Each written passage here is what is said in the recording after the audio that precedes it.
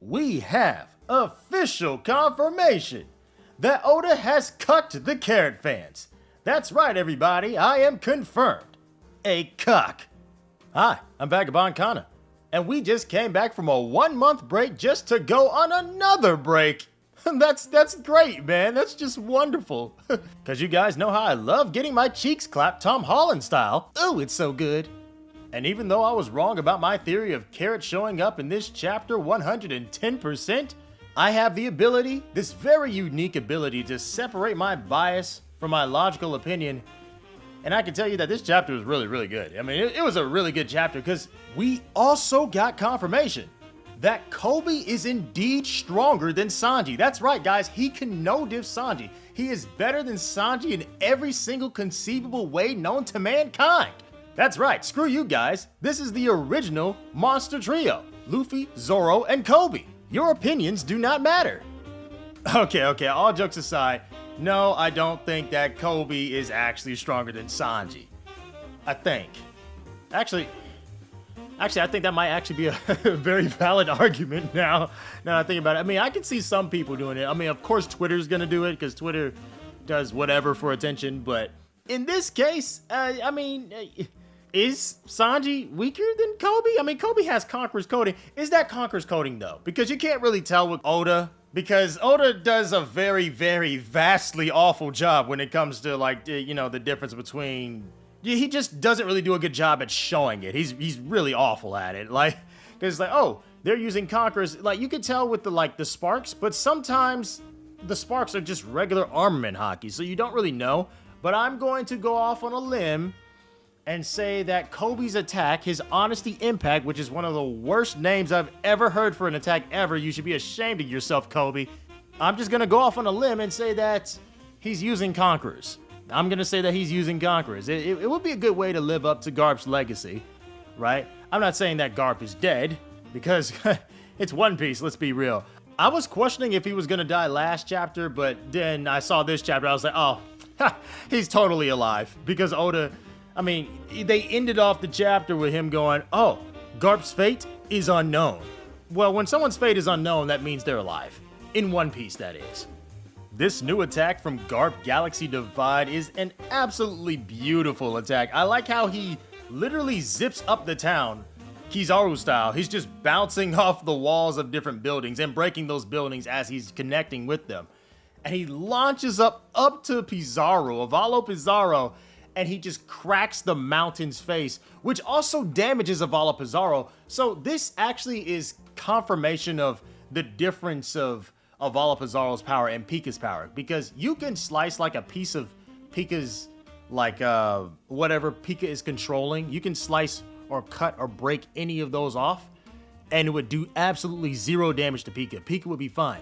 But with Avalo Pizarro, considering that his fruit kind of has like a double-edged sword because he feels everything, and that actually was shown last chapter as well when Garp set everything on fire. Avalo Pizarro was like, oh, that's really, really hot. Well, in this one, when Garp breaks the face of Avalo Pizarro of the mountain, this man, Avalo Pizarro's face, it literally breaks in half. His face cracks.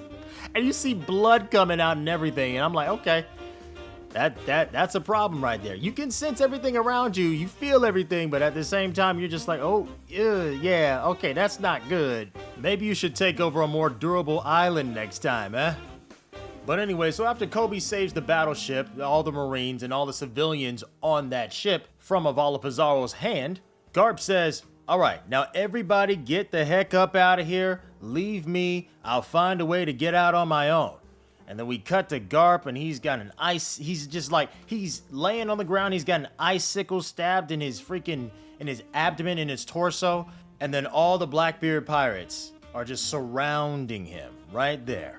Now, I want you all to pay attention to the Blackbeard pirates that are surrounding Garp right here in this one panel. This shows every single one of the Blackbeard pirates that's on Hachinosu. It shows Shiryu, it shows San Juan Wolf, it shows Avalo Pizarro, and it shows Vasco Shot, as well as Aokiji. There's no Katarina Devon, there's no Lafitte, there's no any of the other Blackbeard pirates, because we know where some of the Blackbeard pirates are, but out of all the ones that have not been accounted for, It would have to be Katarina Devon and Lafitte, because we've seen Burgess, we've seen Van Auger, we've seen Doc Q.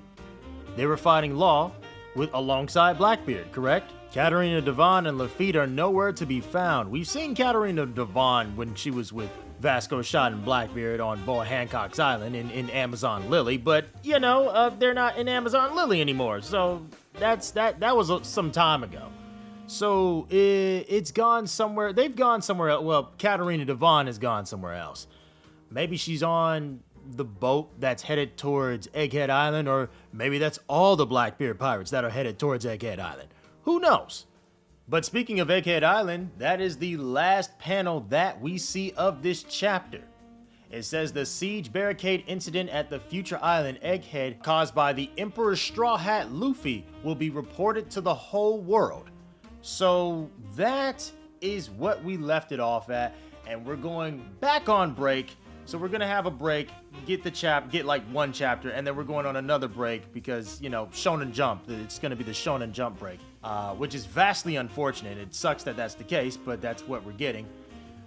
So, you know, I can wait 1 week, truth be told, I can. It is a little irritating because we just got back from a whole month break, but I don't really have much of a choice but to put up with it, so that is hyper unfortunate. But anyways, guys, I really did enjoy this chapter. Finally, Kobe got some screen time and like some actual time to shine after, good lord, how long has it been? I mean, Jesus. I mean, okay, Kobe's had a few moments, like little small moments to show his progression as a character, but in this case, we really got something, and apparently he has Conqueror's coding. That's what I'm assuming that's what I saw. That's what I'm assuming. Is it confirmed that he has Conqueror's? Not really, but I'm going to just ride with it, because it does kind of make sense as Garp's protege and the type of character that Kobe is and his aspirations and what he's aiming for. I'm also still trying to find out, does Aokiji have Conquerors as well? Like, I have no idea. All in all, though, this was a great chapter. I really had fun with this one. I actually want to see some agenda, you know, because even though the One Piece community is kind of crazy when it comes to agenda, sometimes it's kind of fun, but it's not good to be around it all the time. That's why I really have to limit how much I get on Twitter, because good grief, y'all got some stupid freaking takes. But we're going to watch some stupid takes right now when we get on to these Reddit comments. Oh, and make sure you like and subscribe. Not him. Galaxy Impact, Honesty Impact. No, you are absolutely correct. This is the fat guy version of a Chad. Okay, let me stop. I mean, that's essentially what he made. But no, Honesty Impact, that is a terrible name. A terrible, awful, horrible name. Garp's attacks. Galaxy Impact. Blue Hole. Galaxy Divide. Kobe's attacks. Honesty Impact. Safety Hole. Tuck you to sleep, goodnight kiss divide. What? What? You are not him, Kobe. You are not him. You were about to be him, but you screwed it up with the name. You don't name your attack Honesty Impact. What's wrong with you? We've entered the Kobe Wank timeline. Kobe is what them revolutionary fanboys thought Sabo was finna be in the Reverie flashback. Kobe greater than Sabo. Yep, here it is. We begin. It is time we start, baby. The Kobe Wank is here, baby. I'm telling you, man, it's only a matter of time until they start saying Kobe over Sanji. It's only a matter of time. That's gonna be so hilarious, bro. It's gonna be Sanji fans, they gonna kill somebody. I swear they gonna kill somebody. Like, they can't get a break for nothing. And I'm not a Sanji hater. I just be talking trash. I like to talk trash. If you've been watching my content for a minute and you don't know I like to talk trash, what's wrong with you? But I like to talk trash every now and then. But that would be so freaking funny if Sanji fans just went crazy one day. It's like, that's it. I can't do this no more. First y'all say we weakened in this character and that character. Now you say we weakened in Kobe? How would you feel if Kobe stayed a manlet? And this is what the future Admiral was going to look like as he screams Honesty Impact.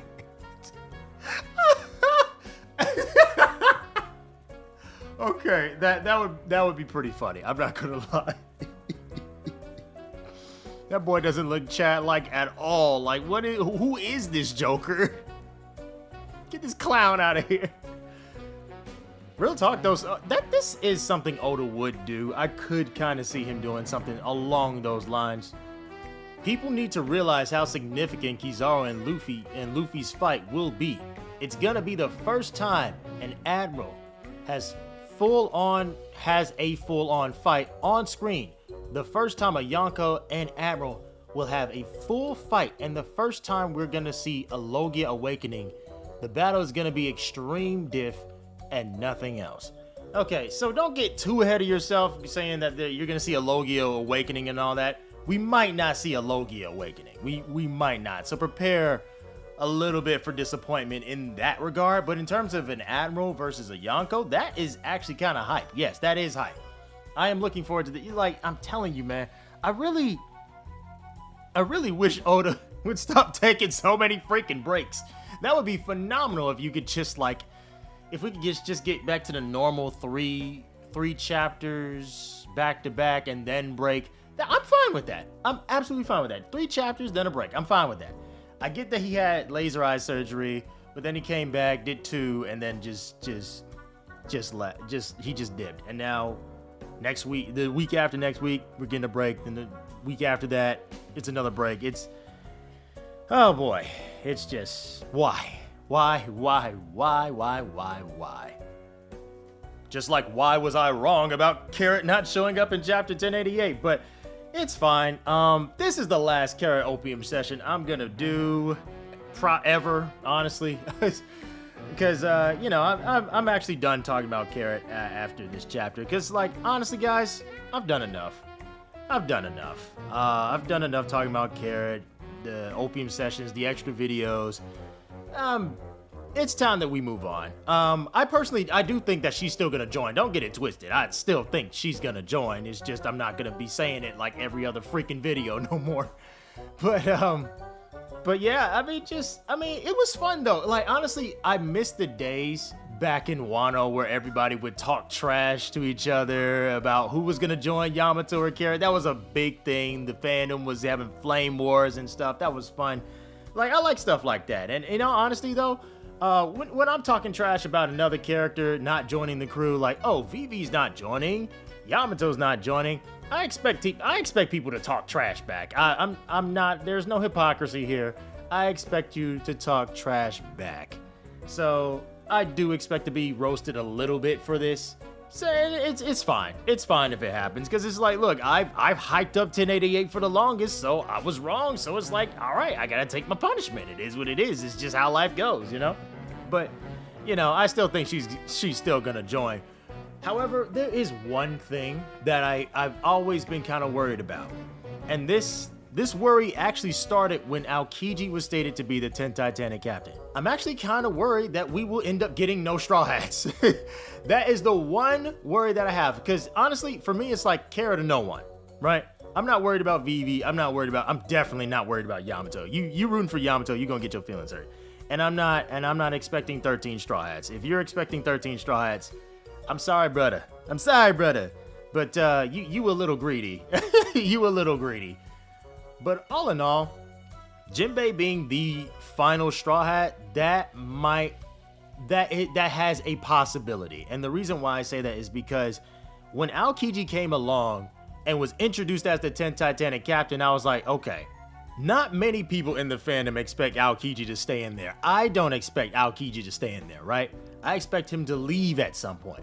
Now, if Aokiji does leave, the biggest question is, does somebody come in to replace him? I'm hoping it's Stussy. But I might be wrong. But if nobody replaces Aokiji, then I'm just like, oh man, we're probably not getting that 10th Straw Hat. That's probably it, you know, and that's what I'll say at that point. But right now, I'm still on the Carrot Opium. Well, you can call it Copium now. I'm still on the Carrot Copium, still on it, but it's time to stop. It's that time. I've had fun. Like I said, back in the Wano days where we argued Carrot versus Yamato, that was freaking awesome. That was a great time. And I kind of missed those days a little bit. That's why I was hoping VV fans could kind of like start getting a little bit more feisty, because it's kind of fun. It's fun. But all in all, though, I am kind of done.